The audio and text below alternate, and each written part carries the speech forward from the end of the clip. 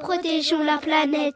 Baissons le chauffage. Éteignons les lumières. Fermons les fenêtres. Marchons au lieu de prendre la voiture. Mettons un couvercle sur les casseroles. Vérifions les pneus de notre voiture. Utilisons nos cheminées. Fermons les portes. Fermons les robinets.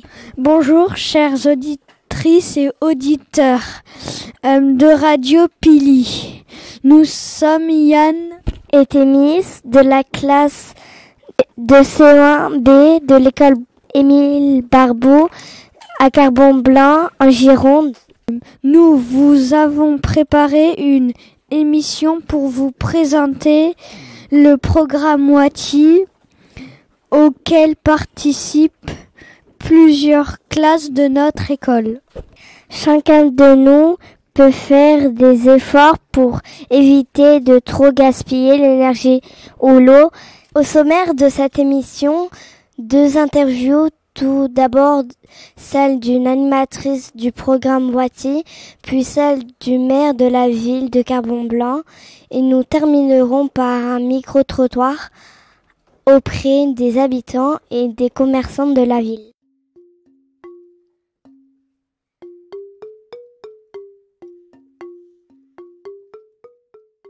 C'est Joël qui va nous présenter la première interview. En novembre, Agathe, animatrice WATI, est venue nous parler de l'énergie que nous utilisons et nous présenter les éco-gestes et les gestes énergivores.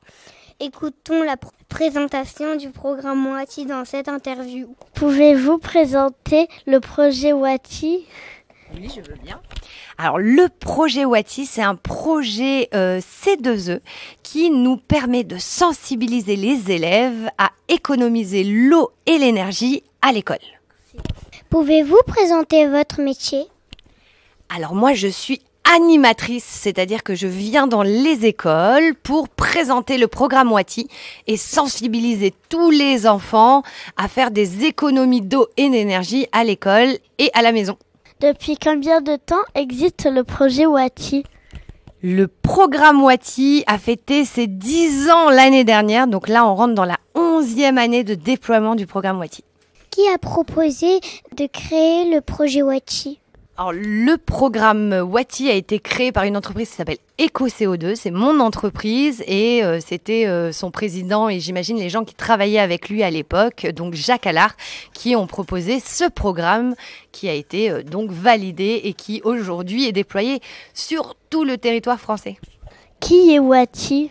WATI, c'est mon super copain, une petite prise électrique qui m'accompagne dans les écoles pour sensibiliser les élèves aux économies d'énergie. Combien de classes participent au projet ?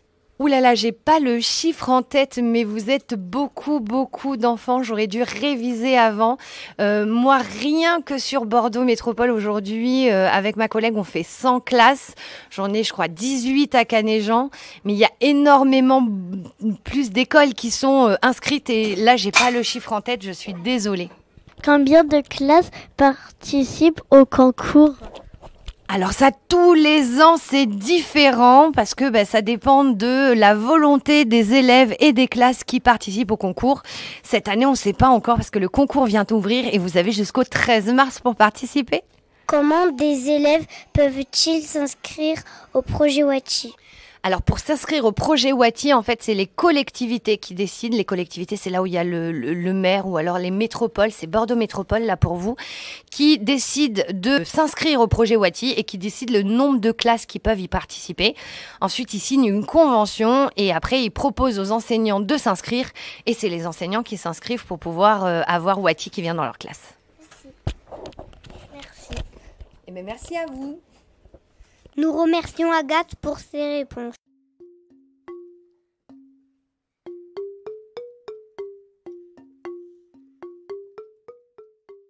Nous avons donc eu envie de participer au concours du programme WATI.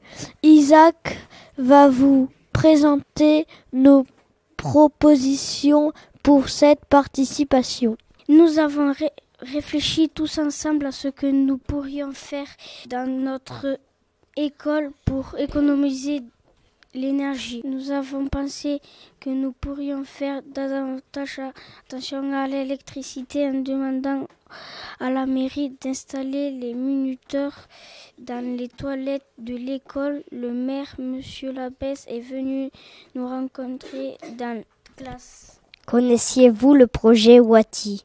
Avant que vous m'en parliez, avant que je reçoive votre courrier, je ne connaissais pas ce projet. Est-ce que vous avez entendu parler des éco-gestes et des gestes énergivores? Ah oui, ça, les éco-gestes et les gestes énergivores, j'en ai entendu parler. J'ai un gros travail à la métropole autour des déchets et je peux vous garantir que sur les déchets, des éco-gestes, il y a du travail. Quel lieu de la ville consomme le plus d'électricité? Alors là, c'est une très bonne question. Comme ça, j'aurais envie de dire que c'est probablement l'éclairage public. C'est-à-dire tous les lampadaires qui sont allumés le soir, même si on fait un très gros travail pour les passer en éclairage LED, justement pour diminuer. Mais je pense que c'est celui qui consomme le plus, avec peut-être l'espace Favol à cause du chauffage. Est-ce qu'il y a des gaspillages d'énergie dans la commune? On essaye d'en faire le moins possible. Malheureusement, la commune a un certain nombre de bâtiments qui sont des vieux bâtiments et qui sont énergivores. Alors, on ne peut pas parler de gaspillage au sens où tout le monde fait attention, mais par contre, de consommation qu'on pourrait limiter, ça c'est certain. D'ailleurs, une des premières choses qu'on a faites en arrivant, c'est la rénovation énergétique de l'école Pasteur, la maternelle et l'élémentaire, pour justement consommer moins d'électricité et de gaz. Y a-t-il des efforts à faire pour ne pas gaspiller l'énergie dans la ville? Ah oui, il y a des efforts et on essaie de les faire. Tu vois, la nouvelle école qu'on va construire à Prévert, c'est une école qui est basée justement pour être la plus économe possible, aussi bien en eau qu'en électricité. Donc on utilise des matériaux et un mode de construction pour les limiter. On change, comme je l'ai dit, les éclairages publics en mettant des LED au plus d'endroits possible. On a modifié les types de radiateurs dans l'ensemble des bureaux pour avoir des radiateurs qui consomment moins. Donc tu vois, oui, il y a à faire et on n'a pas fini. Comment aidez-vous votre commune à faire plus d'éco-gestes? Alors, on a travaillé avec les agents de la collectivité pour les sensibiliser. On a installé, par exemple, dans les écoles, les tables de tri et la collecte séparée des déchets alimentaires. Donc voilà, ça c'est ça. On fait des campagnes d'information régulièrement dans le magazine.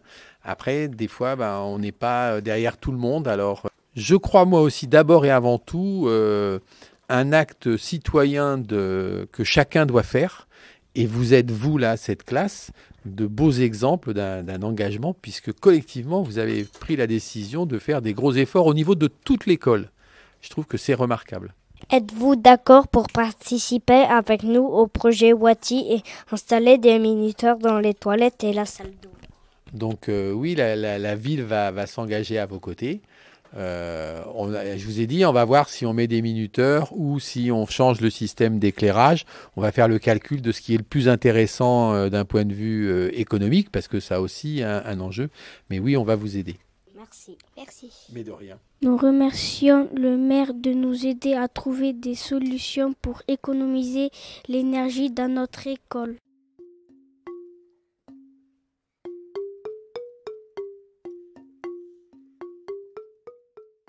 Nous sommes ensuite allés sur la place du marché pour demander aux habitants de Carbon-Blanc ce qu'ils faisaient pour économiser de l'énergie chez eux. Pour économiser l'énergie chez moi, je ferme les portes, il faut faire attention au chauffage, ne pas le mettre trop fort.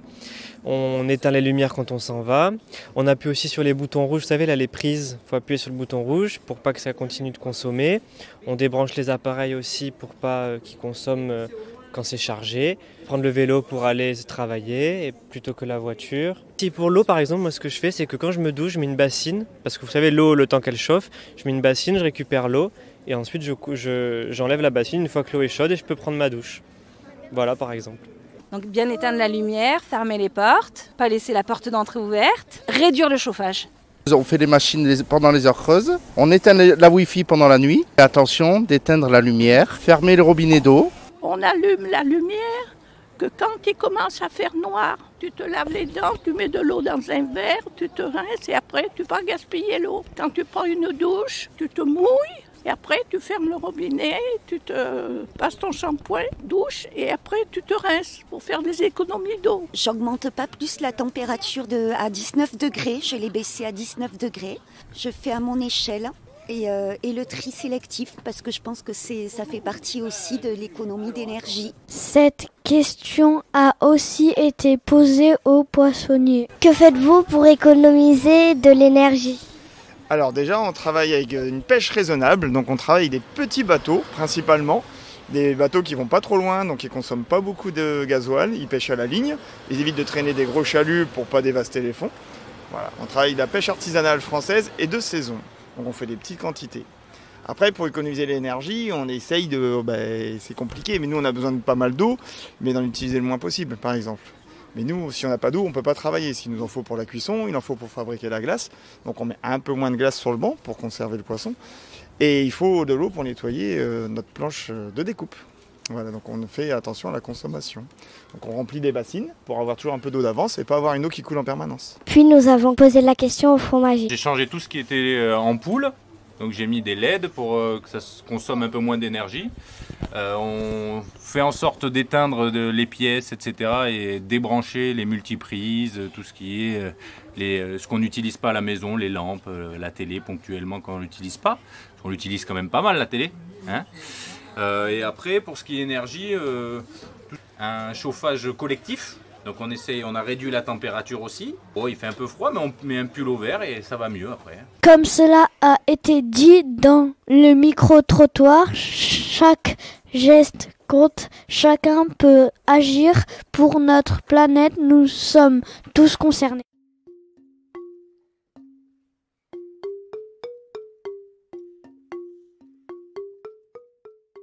Si ce sujet vous a plu, vous pourrez également retrouver sur la page web de la radio les références des livres du comité lecture organisé par Valentine, notre bibliothécaire. Cette émission est maintenant terminée. Nous espérons que vous aussi, vous pourrez réfléchir et agir pour faire des économies d'énergie. Nous remercions Agathe du programme Wati, le maire Monsieur Labesse, les commerçants et les habitants de Carbon-Blanc d'avoir répondu à nos questions. Merci à vous, auditeurs, pour votre écoute. À bientôt sur Radio Pili. Protégeons la planète.